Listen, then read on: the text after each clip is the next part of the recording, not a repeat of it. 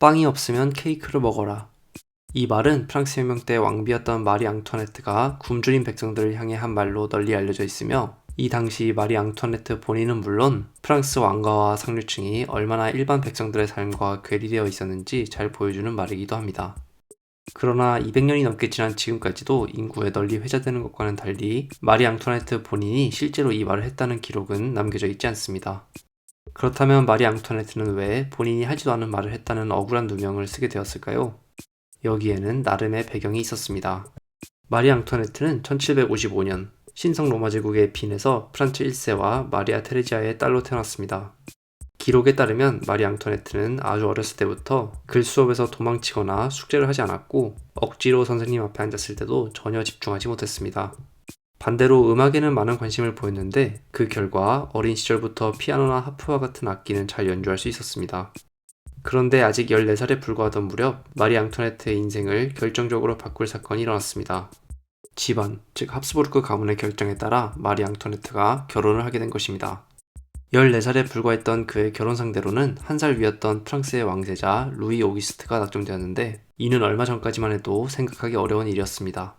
프랑스와 합스부르크 가문은 역사적으로 지난 수백 년 동안 유럽 대륙에 패권을 두고 각종 전쟁을 벌여왔던 상태였기 때문입니다.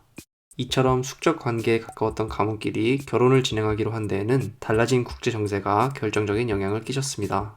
1700년대 이후 유럽 대륙에서는 프로이센이 새로운 군사 강국으로 부상하기 시작했는데, 특히 프리드리 대왕이라는 이름으로 역사에 이름을 남기게 될 프리드리 2세는 1740년 즉위 이후 지속적으로 영토 확장을 시도했습니다.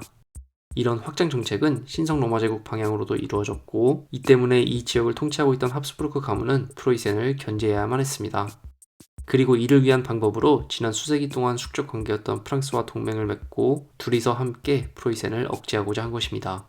외교 혁명으로 불리기까지 한 이 새로운 동맹을 위해 두 왕가는 여러 차례의 결혼을 진행했고, 마리 앙투아네트와 훗날 루이 16세가 될 프랑스 왕세자인 루이 오기스트와의 결혼도 이러한 맥락에서 이루어진 것이었습니다. 둘 사이의 결혼식은 1770년에 진행되었지만 결혼을 하기로 한 결정 자체는 이미 1769년에 이루어졌습니다. 이 사이의 기간 동안 마리 앙투아네트의 어머니였던 마리아 테레지아는 그동안 자식이 받은 교육을 점검하고 큰 충격을 받기도 했습니다. 앞서 언급된 대로 마리 앙투아네트는 수업을 빼먹거나 선생님과 함께 일단 책상 앞에 앉았더라도 집중을 하지 못했습니다. 때문에 당장 결혼하고 나면 베르사유 궁정에서 콧대 높은 프랑스 왕족들과 귀족들을 마주해야 함에도 불구하고 딸이 이를 위한 교양이나 지식을 전혀 갖추지 못하고 있었기 때문입니다. 이에 마리 앙투아네트는 프랑스어와 여러 궁정 예절 및 교양에 대한 속성 교육을 급하게 받기도 했습니다. 이때 고용된 프랑스어 선생님은 마리 앙투아네트를 가리켜 성정이 착하고 음악적 감수성은 풍부하지만 지나치게 교양이 부족하다고 평가하기도 했습니다. 끈기가 부족해서 가르치기가 어렵다는 기록도 남겼습니다. 한편 둘 사이의 결혼식은 프랑스와 신성 로마 제국 사이의 많은 신경전 끝에서야 비로소 진행되었습니다.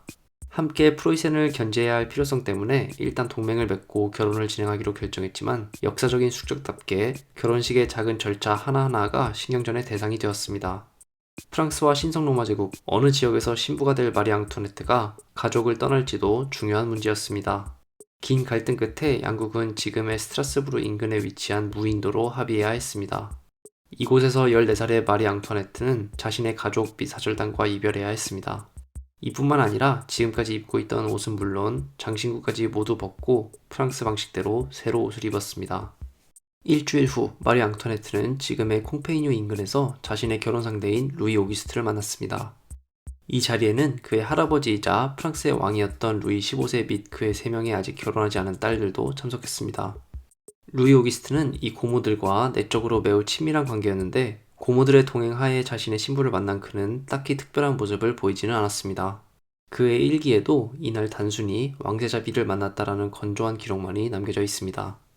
그런데 사실 이때까지만 해도 루이 오기스트 역시 나름의 어려운 시절을 겪은 상태였습니다. 15년 전에 태어날 때까지만 해도 아버지와 형에 밀려 왕위 계승서열 3위에 불과했고, 때문에 아무도 현실적으로 그가 왕세자 자리에 오를 것이라고는 여기지 않았습니다. 이런 이유로 출생 시 행사부터 시작해서 줄곧 국내에서 상대적으로 소외받았고, 11살이 되어서야 아버지와 형 모두 사망하면서 갑자기 세자 자리에 올랐습니다. 이 자리가 너무나 익숙치 않아서 처음으로 자신을 왕세자라고 칭하는 말을 들었을 때는 놀람에 울음을 터뜨렸다는 기록도 있습니다. 이런 배경 때문에 그는 나중에 루이 16세로 왕위 자리에 오른 후에도 줄곧 자신을 충분한 준비를 거치지 못한 왕이라고 여겼습니다. 심지어 마리 앙투아네트도 원래는 그의 형과 결혼할 예정이기까지 했습니다.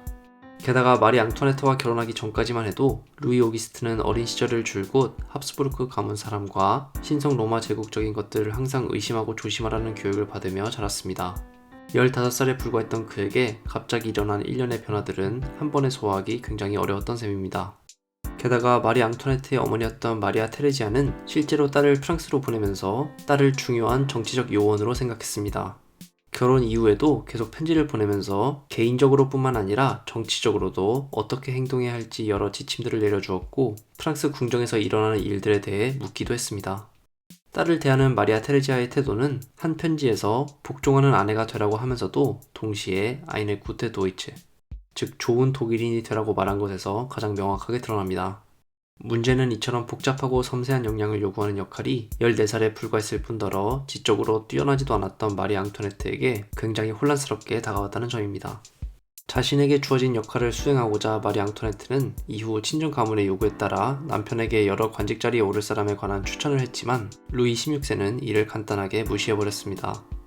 이 과정을 능숙하게 처리하지 못했기 때문에 필요에 따라 동맹을 맺기는 했지만 역사적으로 합스부르크에 대한 적대감이 뿌리 깊게 내린 프랑스 궁정에서는 곧 독일인, 게다가 여자가 주제넘게 정치에 개입한다는 소문이 빠르게 퍼졌습니다. 이런 흉흉한 소문에 당황한 마리 앙투아네트는 어머니에게 보낸 편지에서 본인이 자신의 영향력을 실제 정도보다 더 강한 것으로 보이게 하려고 노력하고 있다라고 말했습니다. 이는 자기의 힘이 강하다는 인상을 남겨서 자신을 국내에서 방어하려고 한 것이지만 자신에 대한 안 좋은 소문이 퍼지는 상황에서 이런 태도가 어떤 악영향을 끼쳤을지는 너무나 자명합니다. 즉 마리 앙투아네트는 일어날 때부터 잠들 때까지 모든 것이 정치적으로 해석되는 프랑스의 국내에서 정치적으로 매우 능숙하지 못하게 행동한 셈입니다. 왕비의 입장에서는 설상가상으로 결혼 이후 몇 년간 임신 소식도 들려오지 않았습니다. 심지어 둘의 결혼식 날 밤에도 당시 왕세자는 옆자리에서 곧바로 잠들었다고 전해집니다.